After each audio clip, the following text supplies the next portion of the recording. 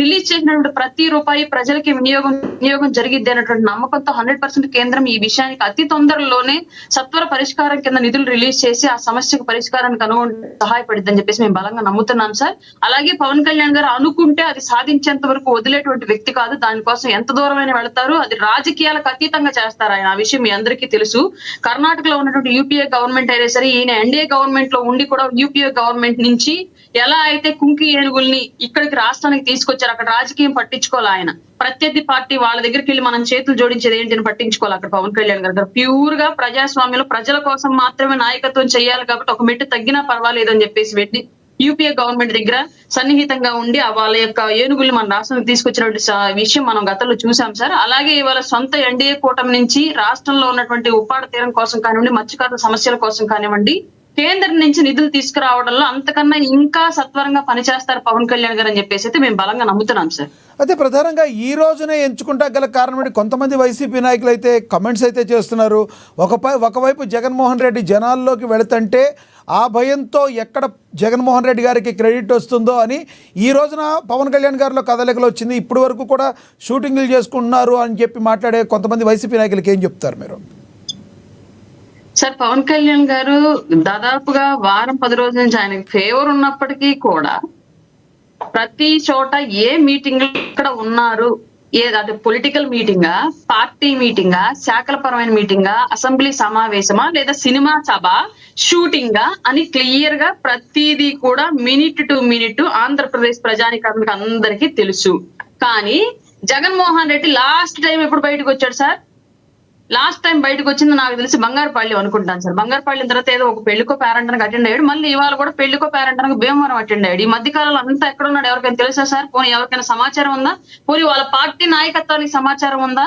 ఇక్కడ తాడేపల్లి ప్యాలెస్ లో ఉన్నారనో, లేదంటే అక్కడ అలహంక ప్యాలెస్ లో ఉన్నారనో, లేదంటే ఇది ఇంకొక రాష్ట్రంలో ఇంకో సమస్య దగ్గర అటెండ్ అయ్యారని చెప్పేసి ఎక్కడైనా ఒక మీరు గవర్నమెంట్ నుంచి పర్మిషన్ తీసుకున్న విషయం కానివ్వండి, లేదంటే ఆయన స్వచ్ఛందంగా పాల్గొన్నటువంటి విషయం కానీ చూపించగలరా?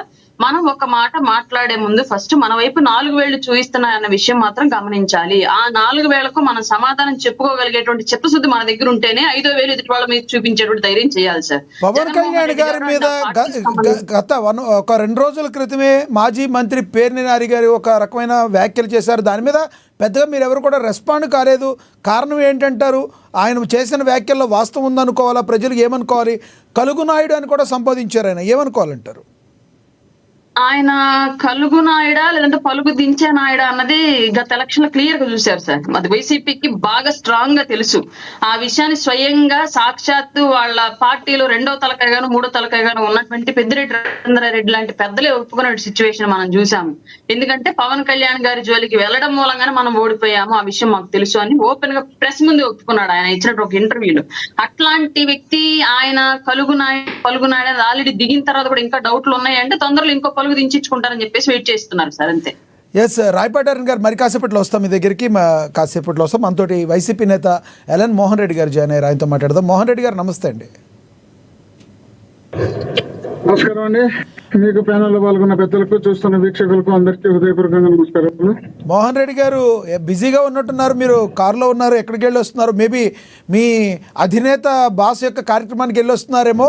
బట్ పవన్ కళ్యాణ్ గారు ఈ రోజున ఏదైతే ఉప్పాడ బాధితులు ఉన్నారో ఆ మత్స్య కార్మికుల యొక్క వాళ్ళకి ఏదైతే ఉప్పాడ తీర సమస్యలను పరిష్కరించేందుకు వెళ్ళారు. 2 నాయకులు ప్రజల్లో ఉన్నారు. 2 నాయకుల్ని ఏ రకంగా ప్రజలు చూస్తారంటే ఏం చెప్తారు మీరు?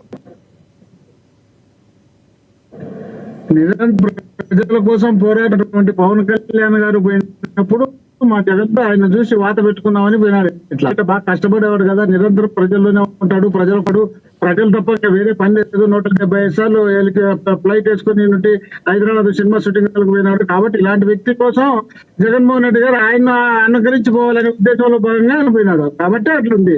ఏమన్నా అర్థమైనా జగన్మోహన్ రెడ్డి గారు ఈ రాష్ట్రంలో ఉన్నటువంటి పేద బడుగు బలహీన సంబంధించిన మెడికల్ కాలేజీలకు మూత వేసి దాన్ని వినపడుతుందండి.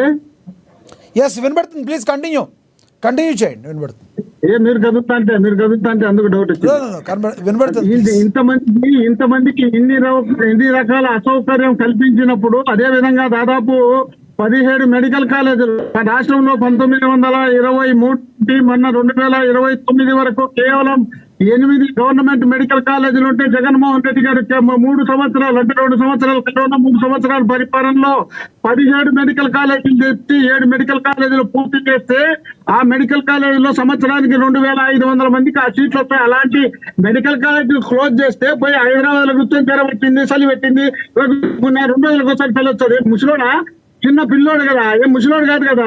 2 రోజులకు ఒకసారి జనం ఎందుకు వస్తుందంటే అక్కడ చంద్రబాబుతో సరిపోకపోతేనో ఇక్కడ ఇంకోటి రాష్ట్రంలో ఎక్కడన్నా తిరగాల్సి వచ్చానో లేక పిల్లలు పోయి పిలిచి అక్కడ అమ్మాయిని రేప్ చేసి తెలుగుదేశం పార్టీకి సంబంధించి